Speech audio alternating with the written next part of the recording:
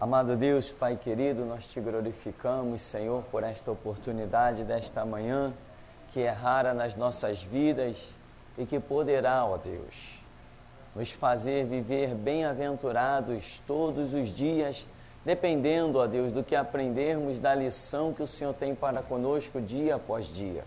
Por isso, Pai querido, Pai amado, nós te pedimos graça nesta manhã, para que o Teu nome seja glorificado. Nós possamos descer às profundas águas do Teu Espírito e receber a Tua revelação, para sermos obreiros aprovados, que não tem do que se envergonhar e maneja bem a palavra da verdade.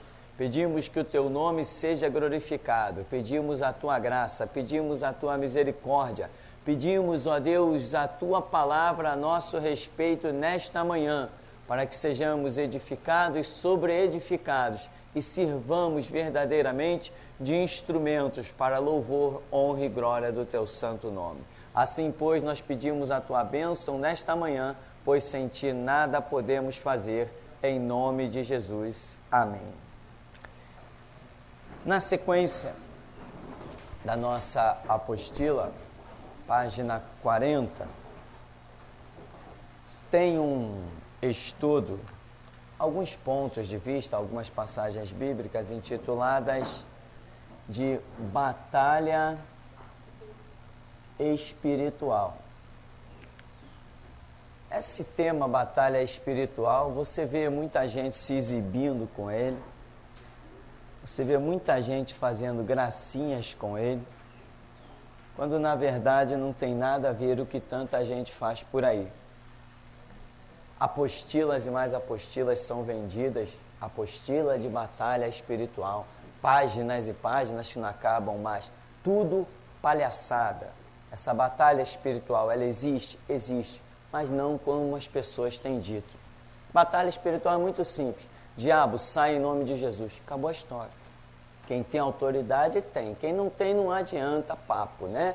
Então, nós vamos ver alguns detalhezinhos do que consiste esta batalha espiritual, que eu diria é a menor lição na Escritura. Jesus Cristo simplesmente virou e disse o quê? Eis que eu vos dou poder. Acabou. Batalha espiritual. Eu já peguei uma apostila, sempre eu comento isso, que o homem, a apostila era até escrita por uma mulher, e ela dizia que nós só tínhamos condições de vencer com o Evangelho num determinado lugar se nós descobríssemos aonde eram os pontos aonde Satanás fixava o seu trono. Ou seja, imagina uma cadeira gigante de 4 pés. Então, cada pé é localizado numa área, numa cidade, num ponto, seja lá como for. Então, nós tínhamos que descobrir, segundo a ignorância, cada ponto aonde o diabo fixava o seu trono, para ali nós guerrearmos em oração contra aquilo ali. Por exemplo, um dos pontos, dizia alguns, seria a central do Brasil, era um lugar onde o diabo tinha esse trono, um pé da cadeira. O Corcovado seria outro. E assim por diante, besteira em cima de besteira. Porque antes que o Corcovado existisse, o diabo já estava por aí fazendo a sua obra. Não precisou fixar trono em canto nenhum. Diabo, de onde vens? Livro de Jó. De onde ele veio? Rodear a terra e passear por ela, né? Antes que Adão pecasse, o diabo já tinha força de influenciar sobre o ser humano. Não existia Corcovado, não existia Central do Brasil, não existia Rio de Janeiro, não existia, nem Brasil tinha sido descoberto. Então o diabo já estava aí fazendo a sua obra, né? Isso é o método que a gente aplica em ciência, chamado prova e contraprova. Ah, isto é consequência disso. Não, então vamos nos reportar para antes que isso existisse. E aí sim nós conseguimos chegar à conclusão de algumas tolices que alguns chamados evangélicos, só pode ser chamado, porque é besteira demais para um crente falar. Então, esse papo de batalha espiritual, isso tudo é conversa fiada. Quem tem autoridade, tem, e acabou a história. Não tem esse negócio, eu vou, né? Sim, o jejum, né? Irmão, eu me consagrei, né? Eu me consagrei 21 dias de jejum. Aí nem queira saber como que foram esses 21 dias. Nem queira saber, porque você vai ouvir cada besteira, meu irmão. Você vai ouvir cada coisa que tem nem como ver. Já começa a ignorância do jejum. Desde quando deixar de tomar café pela manhã fortifica alguém contra o diabo? Isso não entra na minha cabeça.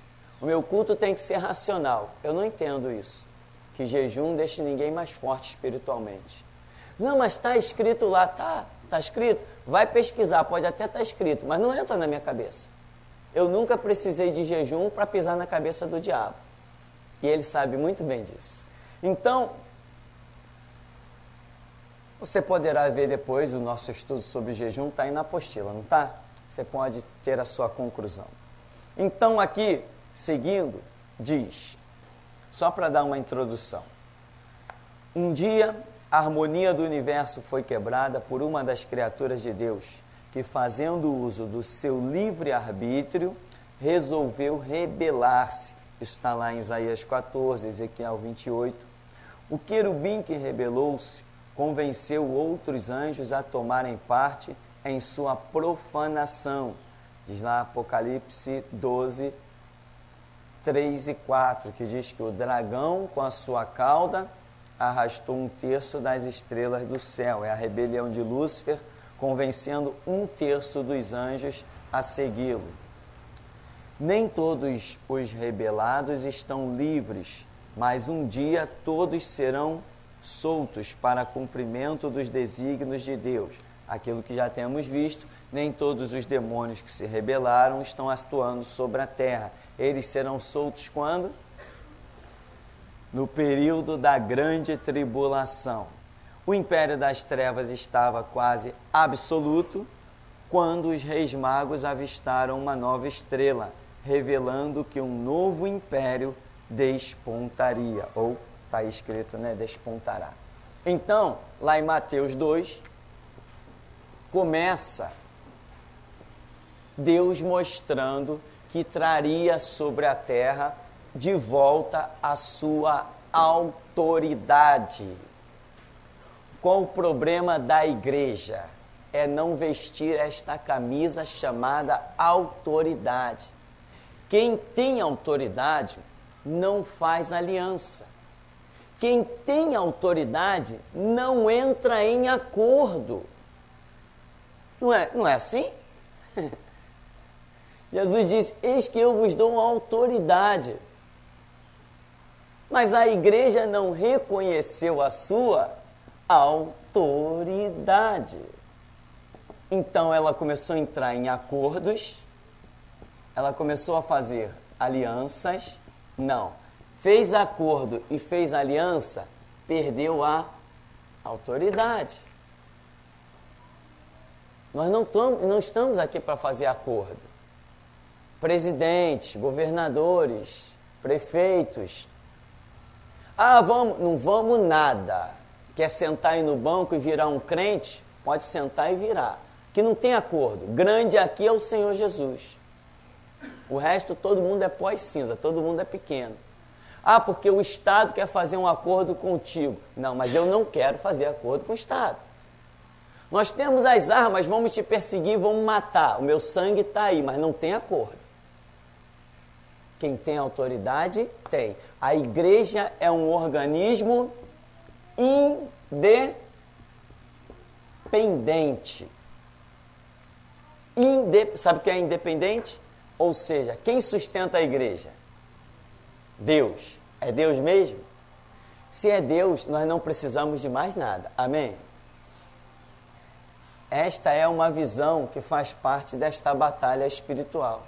Quem não tem a visão da batalha espiritual, nesse sentido, da soberania da igreja, da independência da igreja, o que acontece? Se perde no meio do caminho. A autoridade é um negócio que não se negocia. O maior não pode negociar com o menor. Irmão, se Jesus não tivesse preparado para nós um negócio chamado coroa de mártir, nós dominaríamos o mundo até pela força. Como Sansão, como Jonatas, como Davi. É que Jesus preparou para nós também coroa de mártires.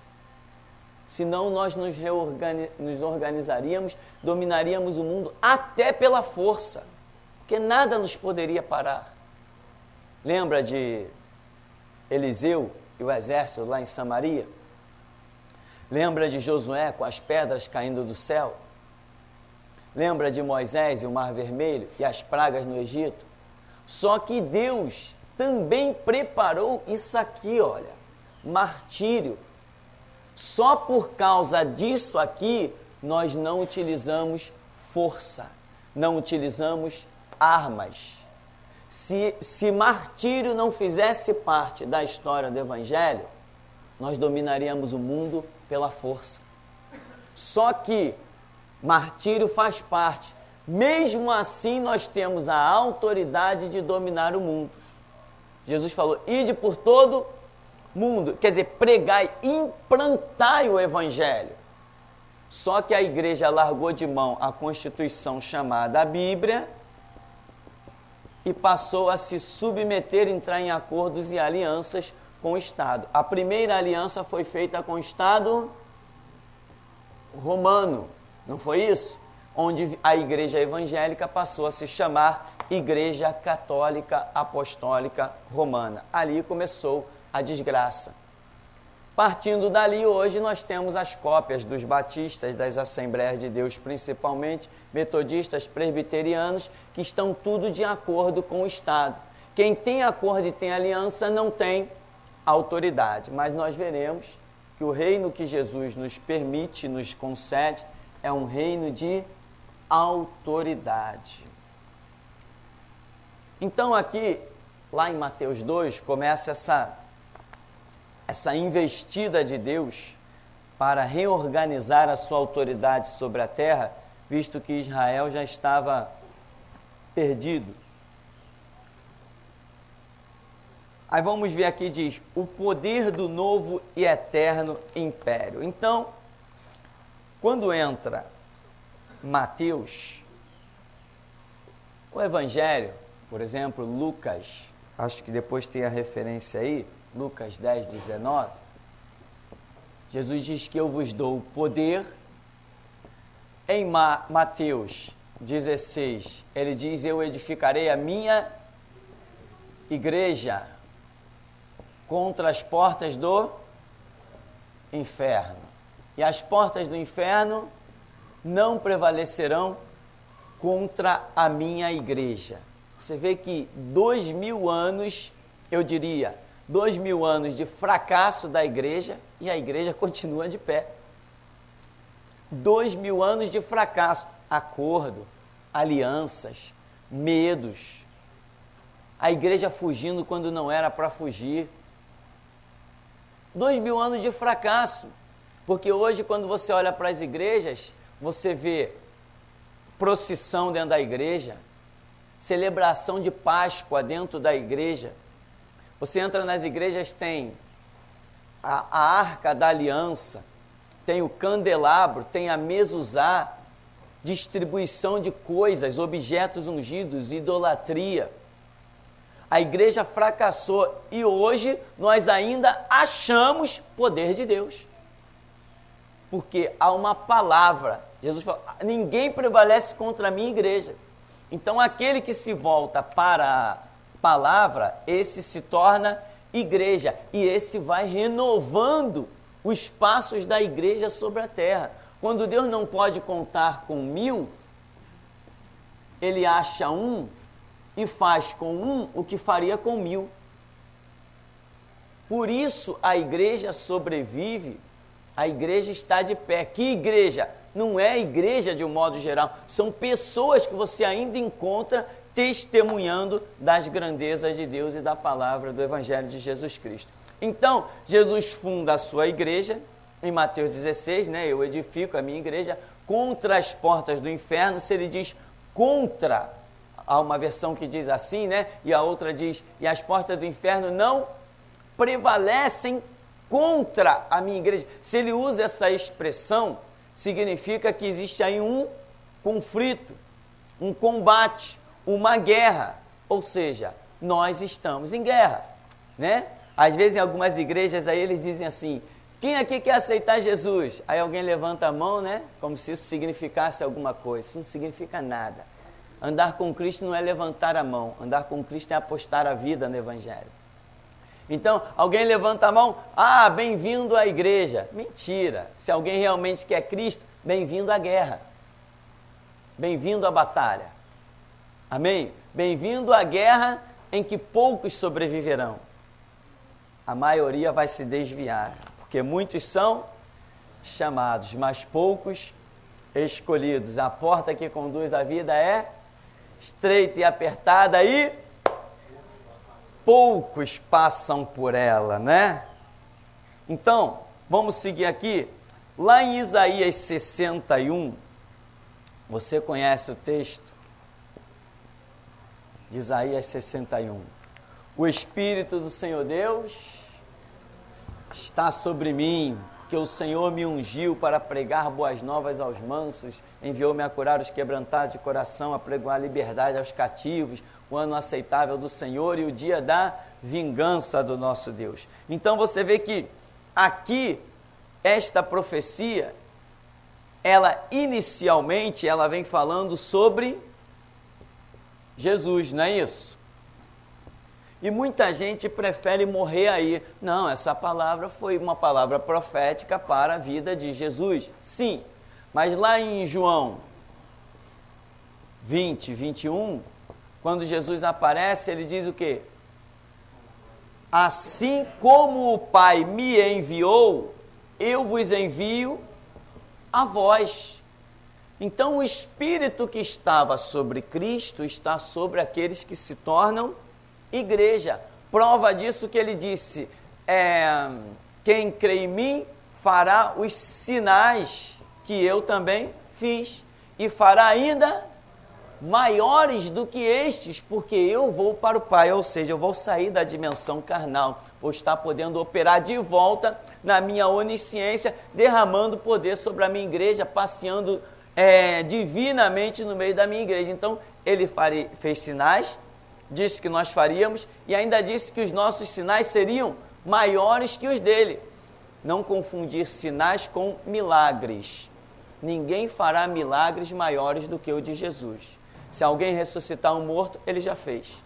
Se alguém curar um paralítico, ele já fez. Qual é cura? Ele já fez as maiores. Amém? Sinais não são curas. Isso aí é outro detalhe para nós analisarmos com calma, porque muita gente se confunde nisso aí. Os sinais são tremendos e estão dentro de cada dispensação. Cada geração tem os seus próprios sinais.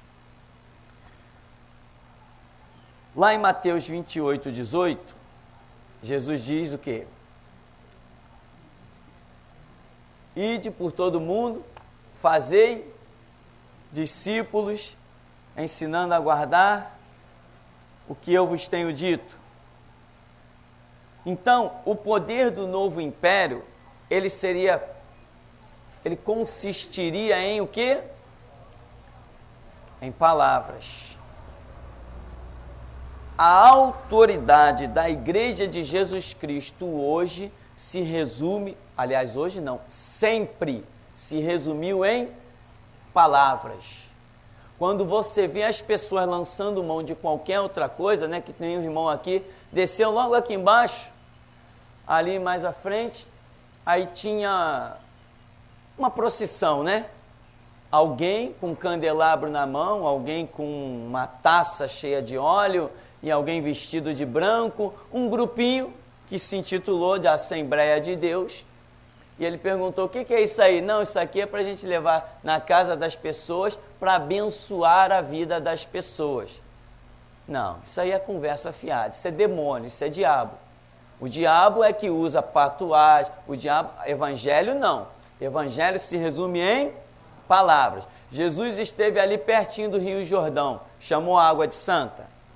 Mas tem uma turma aí dizendo, olha, essa água é do Jordão, vem cá pegar, R$100. Quem pode dar oferta de R$1.000 para levar a água do Jordão? Não é assim?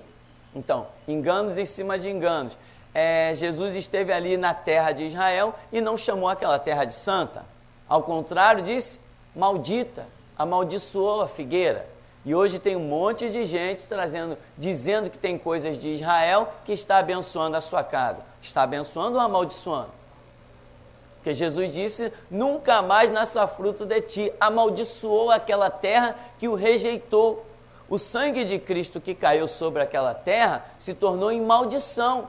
É bênção para nós que cremos, mas naquele lugar onde ele foi rejeitado, ali se tornou maldição. Prova que hoje eles não têm paz. Israel, desde que Cristo partiu para o céu, Israel nunca mais soube o que era um dia de paz.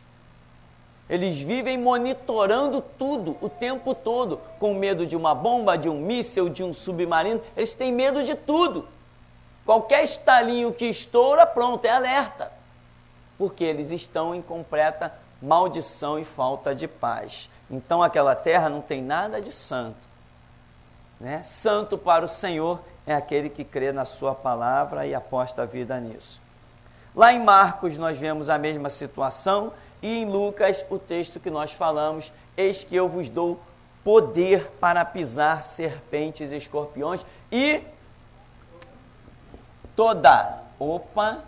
não sobrou nada. Aí nós vamos encontrar algumas apostilas de uns mercenários, ladrões da fé, como se tem por aí, que dizem assim, não, irmão, tem casta de demônio, né, que você não consegue expulsar. Aí vem o ritual.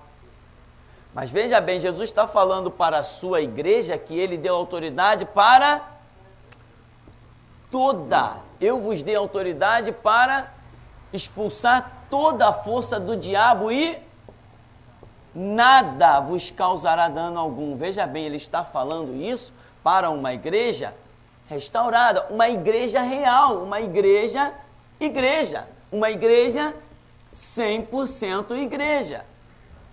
Quando ele falou para os demônios, os discípulos assim, mas essa casta de demônio não sai a não ser com oração, né? A palavra jejum vem em colchete dizendo que não faz parte dos manuscritos originais encontrados.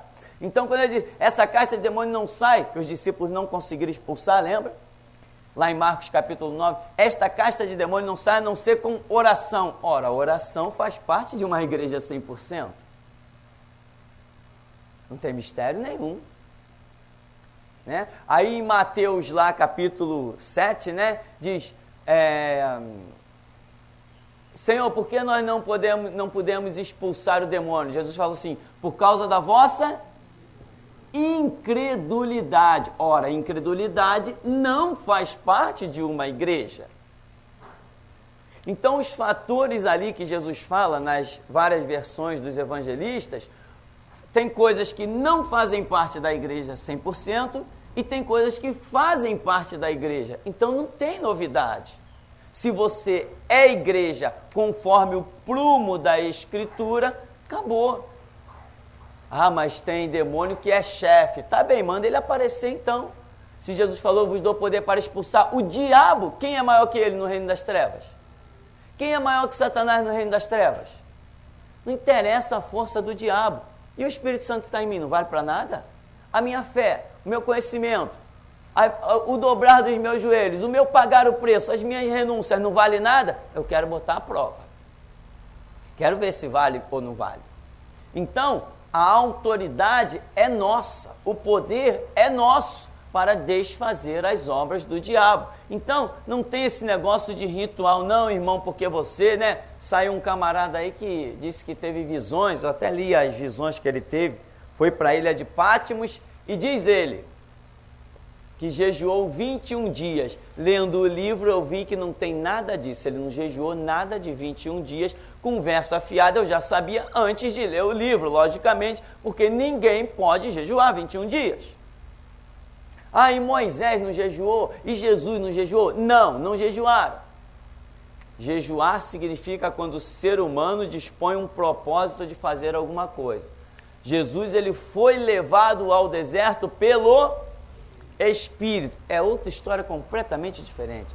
Moisés subiu ao monte e ficou na presença de Deus vamos assim chamar, num êxtase, onde contemplou maravilhas, aonde ele teve as visões, as revelações do tabernáculo, de arca e de um monte de coisa que deveria ser feita. Ele está numa presença de Deus inigualável, toda a sua necessidade carnal foi anulada. É diferente, mas se Moisés dissesse assim, eu vou subir ao monte e eu vou jejuar 40 dias, tinha morrido lá mesmo. Não foi isso que aconteceu. Não houve propósito de Moisés. Ele foi chamado ao monte e lá ficou sem saber o tempo que lá estava. Imagino eu que quando Moisés desceu daquele monte, não teve nem noção do tempo que lá ficou. Se ficou lá 1 minuto ou se ficou lá 40 dias. Ele não teve nem noção disso, penso eu. Então, tinha um camarada que dizia que tinha jejuado 21 dias na ilha de Pátimos, onde João esteve, e ele disse que recebeu revelações de anjos que apareceram para ele e contaram das catástrofes que aconteceriam nos 5 continentes, por aí afora. E eu fui ler, eu me interessei, consegui as profecias e estou jogando elas no lixo, tá? Estou jogando elas no lixo. O camarada precisa jejuar 21 dias, receber visita de vários anjos, para os anjos contar para ele o que eu leio todo dia na Bíblia. Que haverá fome, terremoto, peste, ora. Ele não precisava jejuar, viajar para a ilha de Pátimos, jejuar 21 dias, jejum lá do modo dele, receber a visita de sei lá quantos anjos, para contar para ele o que eu posso ler na Bíblia todo dia. Quando Daniel recebeu a visita de anjos, os anjos contaram para ele o que não estava escrito em canto nenhum. Não foi isso? Quando Zacarias recebeu a visita do anjo, quando Maria recebeu a visita do anjo, esses anjos trouxeram novidade. O que já está na Bíblia, a Escritura diz, o meu povo perece por falta de conhecimento. Vai lá para a Bíblia. Agora, não, eu preciso da presença, se eu ver um anjo descer, eu vou ser crente. Não, já está escrito na Bíblia os caminhos para você ser um crente. Então, isso aqui para mim é descartável. Mas isso aqui esse camarada vendeu um bocado de dinheiro. O nome dele é Samuel Doctorian. Não vou dizer que ele não seja um homem de Deus, longe de mim isso. Estou dizendo que o que ele chama de profecia, eu descarto. Não estou falando nada dele não ser um homem de Deus. Então, Jesus, voltando aqui, se Jesus nos dá poder, ele nos dá autoridade. Se ele nos dá autoridade, vamos voltar ao primeiro ponto de quando começamos. A autoridade, se você tem, você a impõe. Não é verdade? Imagina aí um empregado, o camarada está lá no trabalho dele, aí o patrão chega e olha, faz isso aqui assim. Que nem eu, né? Uma vez. O patrão pediu para eu datilografar, na época, uma carta. Aí escreveu lá o português dele todo exibicionista e eu fiz curso de português. Eu passei 6 meses fazendo curso de português, uma vez, num colégio chamado Tamandaré. E quando eu olhei aquilo ali, eu vi um monte de conjugação verbal, tudo errada, tal. Aí eu peguei aquela carta, cheguei, tinha certa intimidade. Chefe, isso aqui, ó, não seria, o que o senhor acha? Pode botar assim, assim, assim, assim, assim? Fui mostrando, ele falou, não, com certeza é assim, assim. Eu falei, perfeitamente. Fui lá na máquina, digitei do jeitinho que ele pediu e lá foi. Ele assinou e pronto. Ele era autoridade. Não adiantava eu dizer, não, mas está errado. Eu não vou digitar, eu não vou datilografar uma conjugação verbal errada se eu sei a certa. Eu podia entrar nessa batalha com ele? Não, eu posso entrar nessa batalha pelos meus princípios, pela minha fé. Quem visse aquela carta não ia dizer assim, poxa, esse datilógrafo era um burro. Não ia dizer. Ia dizer, esse diretor é um burro, assinou uma carta errada. Podia até sobrar para o datilógrafo, sem a pessoa conhecer a história, não é? Mas eu não tinha nada a ver com isso. Ele era autoridade. Então, lá está. Então, a autoridade, ele não quis nem negociar comigo. Ele não quis nem perguntar por que eu achava que estava errado. Se ele perguntasse, eu dizia assim, não, eu fiz 6 meses de curso de português, a conjugação é assim, assim, assim, o radical é isso, e não sei o que lá, as exceções, podia até dar uma aula para ele. Mas como é que o camarada, que é a autoridade, é o diretor de uma empresa, vai imaginar que o empregado sabe mais que ele? Hoje, quando ele me encontra pelo caminho, ele vê que eu sei. Mas naquela época, ele era autoridade e eu era o empregado. Há tempos e tempos, situações e situações. Então, a autoridade não se negocia. Você pode até ouvir e concordar, né? Vamos dar um exemplo do que é autoridade. Teve um homem, Abraão. Abraão, na época em que as mulheres chamavam o marido de Senhor, ô tempo bom. Ô tempo bom. Ih, calma, irmã, não fiquem nervosas não, só uma brincadeira. Então, Abraão teve algo que a mulher dele falou para ele. O que foi? E ele não queria obedecer. A mulher dele, Sara, disse, despede Agar. Abraão falou assim, não, ela tem um filho meu também, Ismael, né? Ismael é um filho meu, eu não vou despedir Agar. Aí Abraão foi consultar ao Senhor. Aí o Senhor, o Deus vivo e todo-poderoso, falou, despede. Não falou despede. Falou assim, Abraão, ouve a tua mulher. Ou seja, a mulher tinha dito, despede Agar, Deus está dizendo assim, Abraão, ouve a tua mulher. Eu te pergunto, Abraão ouviu quem? A mulher ou Deus? Tem certeza? Entendeu? Então Abraão não negociou a autoridade dele com a esposa dele, porque ele era a autoridade. Não ficou negociando o que você pensa, o que você acha. Não, eu não vou despedir. Mas quando foi consultar o Senhor, dentro dos seus propósitos, poderia ter dito, Abraão, despede Agar. Mas não, usou esse outro parafraseado, né? Abraão, ouve o que a tua mulher disse. Então, despediu Agar, mas ouviu, na verdade, Deus. A autoridade é isso. Você pode ouvir todos, mas você tem que ter a decisão para tomar. No nosso caso de cristãos, nós temos uma autoridade que nos é conferida por uma palavra superior, semelhante ao caso de Abraão. Abraão estava acima de Agar? Sim, mas abaixo de Deus. Nós temos autoridades que já nos é conferida previamente na palavra. Já existem coisas na palavra que já estão pré-determinadas, são invariáveis. Se nós já recebemos o entendimento, aquilo já faz parte da nossa vida. Nada impede que nós venhamos a ouvir quem quer que seja, nada impede, mas a palavra não pode ser vituperada, a palavra não pode ser contrariada, a palavra não pode ser mexida, o prumo da palavra tem que permanecer.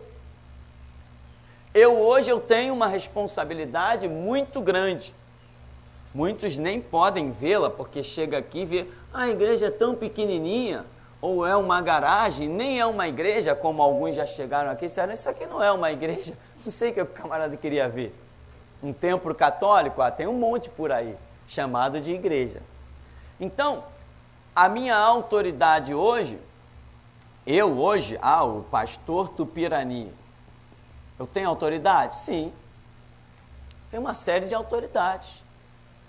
eu sofro influências de várias vozes que procuram, às vezes, até me ajudar, me orientar, enfim, aquela mão amiga. Sim, tudo isso. E louvado e engrandecido seja Deus por todas essas pessoas tão bem intencionadas. Mas, meu irmão, não tem negócio. Não tem negócio. Eu ouço porque Deus pode falar por onde Ele quiser. E eu tenho conhecimento suficiente disso. Agora, quem quer que seja que tente me ajudar, a pessoa depois pode dizer assim, poxa, eu falei, o pastor me deu ouvidos. Tá, em termos, exatamente como Abraão deu ouvidos a Agar. É assim que eu faço. Poxa, essa proposta é interessante. Vamos ver o que o Senhor tem a dizer. Porque se eu sou autoridade nesse lugar para aparentemente fazer o que bem quiser, quantas vezes eu já quis tirar esse púlpito daqui e botar para lá?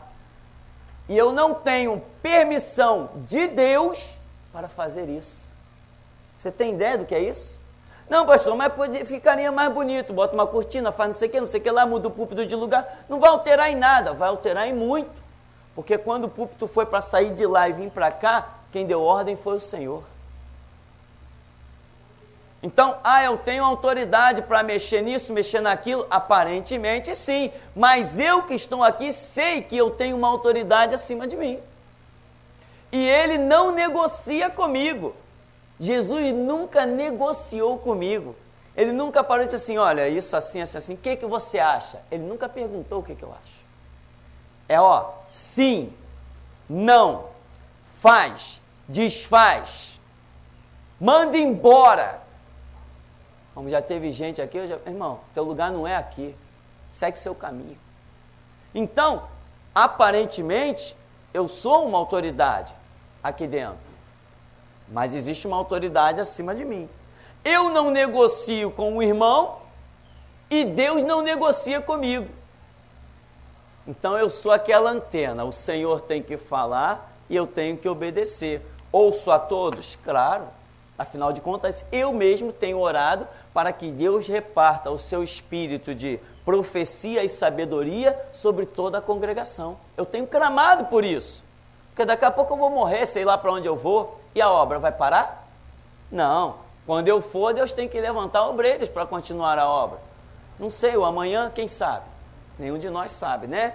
Então nós temos que desejar ver o crescimento da igreja e não o nosso crescimento pessoal. Amém?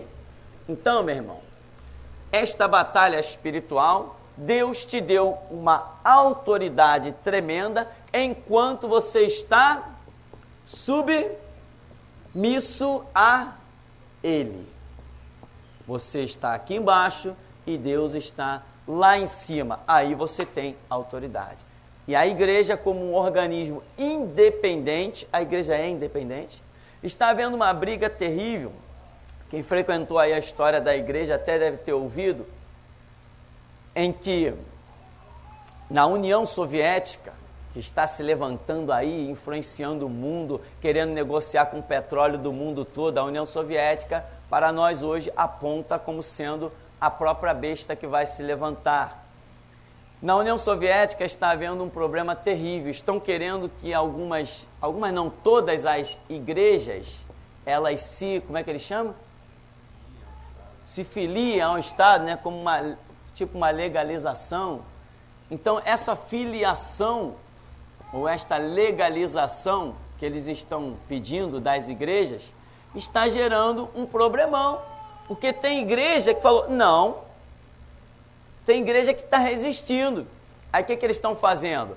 Os imóveis da igreja, que eram alugados, eles estão impedindo a renovação desses imóveis. Propriedades da igreja, eles estão vindo com os seus argumentos, transformando aquelas propriedades em coisas ilegais, tomando as coisas da igreja. Enfim, qual é o objetivo? Dizimar a igreja. A Rússia, ela só quer igrejas que estejam dependentes ou abaixo do Estado. Isso na Rússia. Mas o diabo também quer. Quando uma igreja se curva ao Estado, acabou o problema para ele. Não tem mais problema. Uma igreja que se curva ao Estado, ela prega o que o Estado quer. Você já foi em algumas igrejas e já viu a bandeira do Brasil? Bonito, né? Afinal de contas, verde, amarelo, azul e branco, né? Coisa linda, né? Isso é para pastor cego.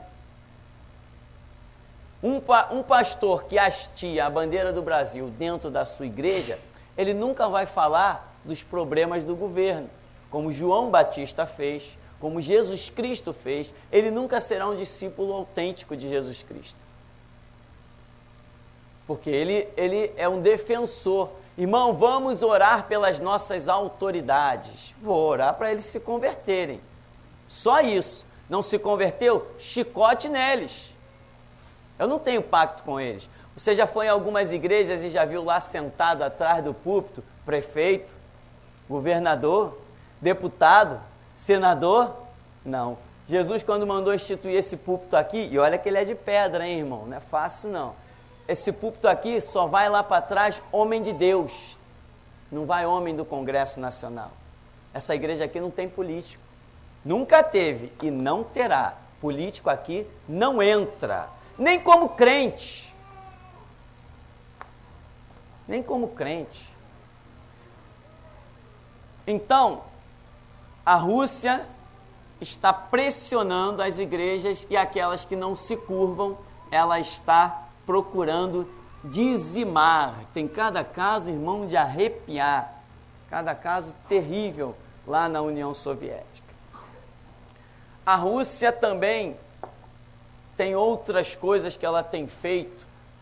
Bom, nós não vamos entrar em detalhes, senão nós estaremos falando de história da igreja. E se você quiser a história da igreja, às sextas-feiras você tem aí com o irmão Afonso ministrando muitas coisas interessantes.